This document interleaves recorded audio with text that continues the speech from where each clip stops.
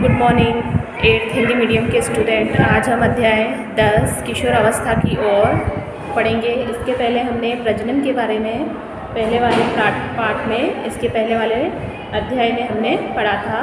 हमने देखा था कि जंतु किस प्रकार प्रजनन करते हैं और मानव एवं बहुत से अन्य जंतु एक निश्चित आयु तक पहुँचने के बाद ही प्रजनन यानी जनन कर सकते हैं। मानव किसी निश्चित आयु के बाद ही क्यों जन्म कर सकता है, तो मानव के शरीर में होने वाले इन परिवर्तनों के विषय में हम इस पाठ में पढ़ेंगे।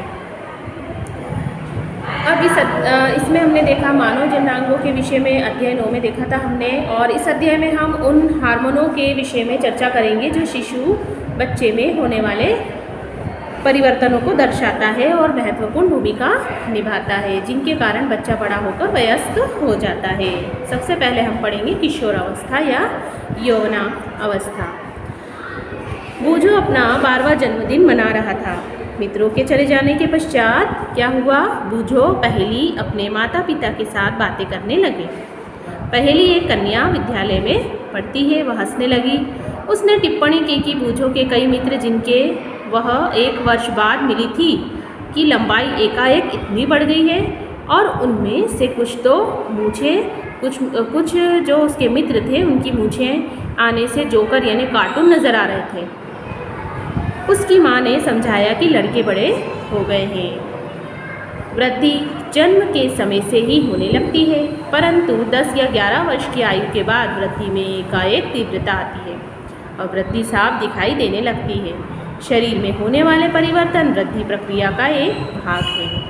यह एक इस बात का संकेत है कि अब आप बच्चे नहीं रहे तथा युवा अवस्था में कदम रख रहे हैं। फिर वृद्धि एक प्राकृतिक प्रक्रम है, जीवन काल की वह अवधि जब शरीर में ऐसे परिवर्तन होते हैं जिनके परिणाम स्वरूप जनन परिपक्वता आती है। ये अवस्था कहलाती है किशोर अवस्था। किशोर अवस्था लगभग 11 वर्ष की आयु से प्रारंभ होकर 18 या 19 वर्ष तक की आयु मतलब 19 वर्ष तक की आयु तक रहती है। यह अवधि क्योंकि अंग्रेजी में टीन्स तक होती है और किशोरों में टीनेजर्स भी इसे कहा जाता है। लड़कियों में यह अवस्था लड़कों की अपेक्षा 1 या 2 वर्ष पूर्व प्रारंभ हो जाती है। किशोर अवस्था की अवधि व्यक्तियों में भिन्न भिन्न होती है।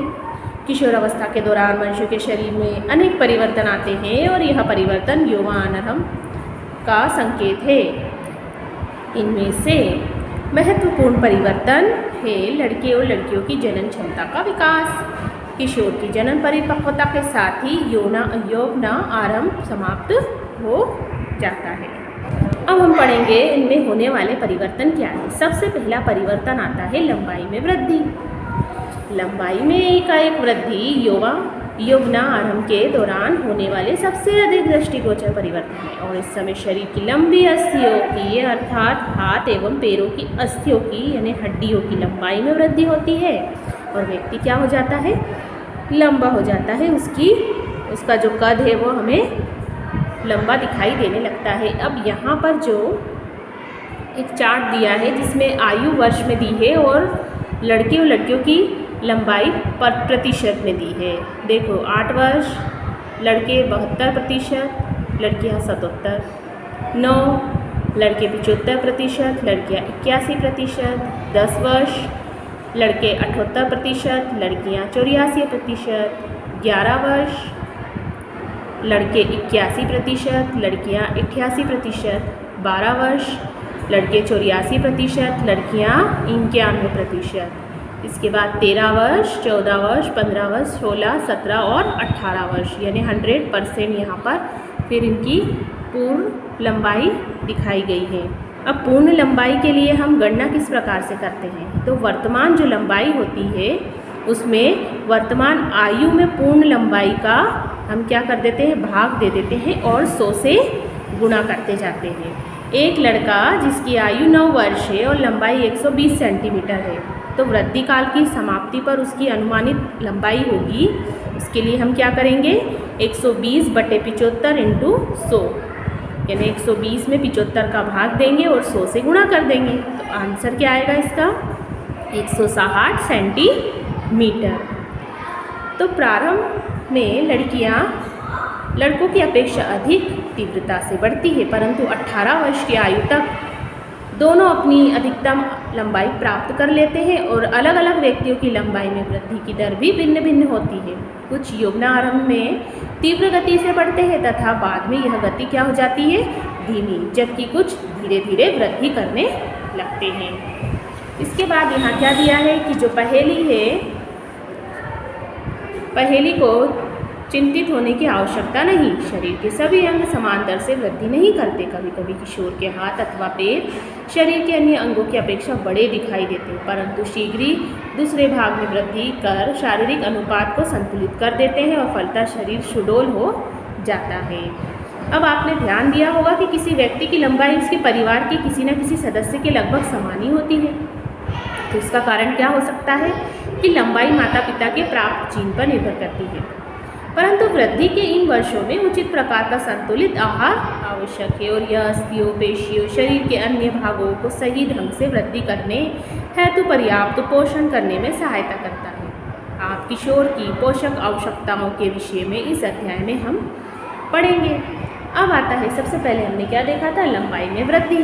अब देखेंगे कि शारीरिक आकृति में परिवर्तन किस प्रकार से होता है।